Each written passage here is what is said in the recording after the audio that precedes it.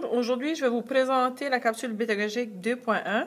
Je vais apprendre comment représenter des nombres entiers. La première chose que nous allons voir, c'est quoi une paire nulle. Alors, on voit ici qu'il y a un carreau rouge qui représente les nombres, un entier négatif, et on a un carreau jaune qui représente un entier positif. Et lorsque nous avons un entier positif, négatif et un entier positif, ensemble, ça représente une paire nulle. Et la valeur d'une paire nulle est de 0. Une autre façon de représenter les entiers positifs et négatifs, c'est ici, mon signe de plus représente un entier positif et mon signe de négatif représente un nombre entier négatif. Et on voit si j'ai un entier positif ou un positif et un négatif, ça me donne 0. Ça représente une paire nulle. Vous allez voir, peut-être que vous voulez représenter les entiers négatifs et positifs de différentes façons. Si oui, vous devez être explicite. Vous devez me dire qu'est-ce qui représente un entier positif et qu'est-ce qui représente un entier négatif. Dans ce cas ici, on voit que le cube emboîtable bleu représente les entiers positifs et on voit que le cube emboîtable blanc représente les entiers négatifs. Alors, si j'ai un cube emboîtable bleu et un cube emboîtable blanc, ensemble, ça représente une paire nulle.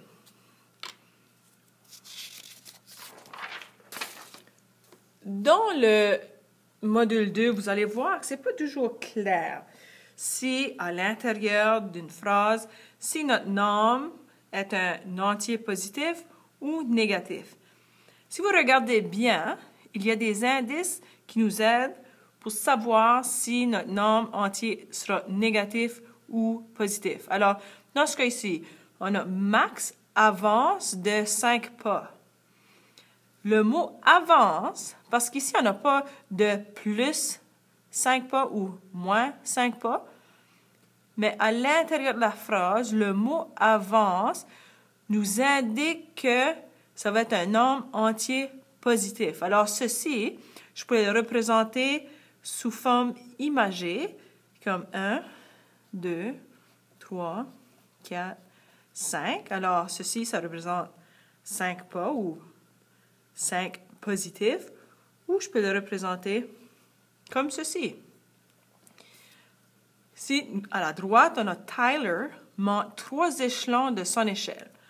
Alors, j'imagine que Tyler a commencé ici, monte de 1, 2, 3. Ça fait, c'est pas clair si notre nombre, c'est un entier positif ou négatif, mais dans ce cas ici, le mot monte nous indique que notre nombre sera positif. Alors, je peux le représenter avec 3 positifs, 1, 2, 3, ou comme ceci. Un nombre entier négatif, ça fait à l'intérieur des phrases ou des énoncés, nous allons voir des mots qui vont nous aider à savoir si notre nombre entier est négatif ou positif. Dans ce cas ici, on a la température baisse de 2 degrés. Ici, vous voyez, le 2, ce n'est pas un moins 2. Mais à l'intérieur de la phrase, on voit que le mot baisse. Et baisser, ça fait, si on regarde notre thermomètre, si notre thermomètre ou la température descend de 2 degrés, le mercure descend de 2 degrés, mais ça représente 2 négatifs. C'est un moins 2. Ici, nous avons 3 mètres en dessous du niveau de la mer. Alors, est-ce que notre 3 mètres, c'est un plus 3 ou un moins 3? À l'intérieur de l'énoncé, il y a des mots qui nous aident à savoir si notre 3 sera positif ou négatif. Et en dessous du niveau de la mer, ma ligne pointillée ici en noir représente le niveau de la mer, qui est l'équivalent de 0. Alors, si nous sommes 3 mètres en dessous du niveau de la mer, ça veut dire qu'on descend. Et ceci, on le représente avec un moins 3. Avant de passer à la prochaine page, nous allons voir, faites attention, une petite révision ici. Disons que nous avons une table. Ici, le mot « dessous » est « dessous la table ». Et lorsqu'on le voit dans une phrase, « dessous », ça va représenter, en règle générale, les négatifs. Et lorsque nous avons le mot « dessus », ici, le mot « dessus » est « dessus la table ». Et ça veut dire que ça sera un positif. Alors, comme par exemple, je peux avoir le soleil. Non, le soleil est trop loin. Peut-être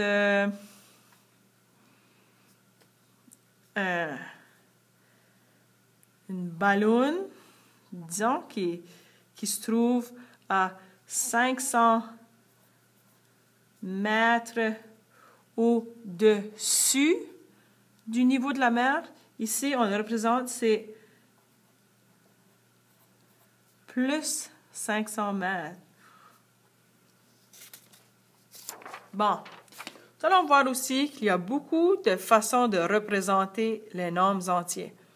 Tout à l'heure, nous avons vu qu'un carreau jaune représentait un entier positif. Ici, si je veux représenter 5, alors 1, 2, 3, 4, 5, ça fait ici, j'ai 5 carreaux cubes jaunes et ça représente plus 5. Disons que je vais l'écrire. Je peux utiliser 1, 2, 3, 4, 5 positifs.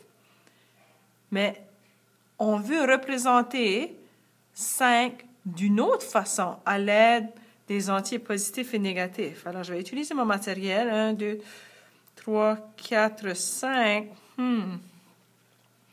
Peut-être, ce que je vais faire, je vais ajouter une paire nulle. Alors, si je fais ceci,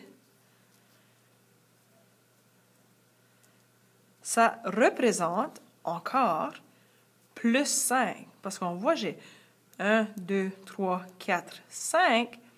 Mais ceci, ça représente une paire nulle, qui est l'équivalent de 0. Alors, même si j'ai un entier positif et négatif, d'ajouter à mon plus 5, ensemble, mes cubes ici seront une paire nulle, et ma valeur est encore plus 5. Alors, si j'étais pour l'écrire, je fais 1, 2, 3, 4, 5 positifs, plus, mais je vais mettre ma paire nulle plus proche ici. Je vais ajouter un positif et un négatif. Alors, vous voyez, ça, c'est une paire nulle. J'ai encore 1, 2, 3, 4, 5. Alors, comment est-ce que je peux représenter 5 d'une troisième façon? Mais je peux commencer avec mon 1, 2, 3, 4, 5. Et peut-être je vais ajouter 3 paires nulles. Alors, une paire nulle, 2 paires nulles, troisième paire nulle. Alors ici, même si j'ai ajouté des paires nulles, la valeur de ce que j'ai ici est de 1, 2, 3, 4, 5, plus 5. Nous allons faire la même chose avec 4 négatifs. Alors, je vais utiliser mes cubes, mes petits cubes rouges. Ceci, ça représente moins 4. Alors, si je vais l'écrire, 1, 2, 3, 4. Alors, ce que j'ai ici, j'ai 4 négatifs, ça représente moins 4. Alors, je veux représenter moins 4 de deux autres façons. 4. Et ce que je vais faire, je vais ajouter une paire nulle. Et vous voyez, même si j'ai ajouté un entier positif et négatif, ceci, ça représente, ou la valeur, c'est de 0 parce que c'est une paire nulle et ma valeur est encore moins 4. Alors, comment est-ce que je peux représenter ceci sous forme imagée? Alors, j'avais mon 1, 2, 3, 4 négatif. Ça, c'est mon moins 4. J'avais ajouté une paire nulle. Et même si j'ai une paire nulle ici, ça représente encore moins 4. Alors, une autre façon de représenter, 1, 2, 3, 4. Là, je peux faire une paire nulle, 2 paires nulles, 3 paires nulles, 4 paires nulles, 5 paires nulles. Alors, la valeur de mes paires nulles ici, c'est de 0. Et je vois ici, j'ai 1, 2, 3, 4. Alors, ceci, ça représente encore moins 4. Une dernière chose avant de terminer. Ça fait, disons que vous avez une question où est-ce qu'ils veulent que vous choisissiez un nombre entier entre moins 4 et 3. Alors, j'ai moins 4 ici. Oh non. Est-ce que Karen peut venir au bureau? S'il vous plaît, Madame Karen, au bureau.